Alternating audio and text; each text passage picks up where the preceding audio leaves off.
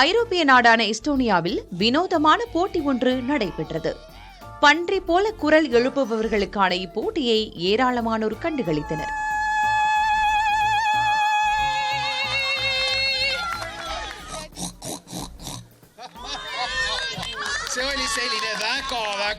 துல்லியமாக பன்றி போல் குரல் எழுப்புவது, அதிகளவு சத்தம் எழுப்புவது, பார்வையாளர்களை வெகுவாக கவர்வது என இதன் அடிப்படையில் மதிப்பெண்கள் வழங்கப்பட்டு வெற்றியாளர் தேர்ந்தெடுக்கப்பட்டார்.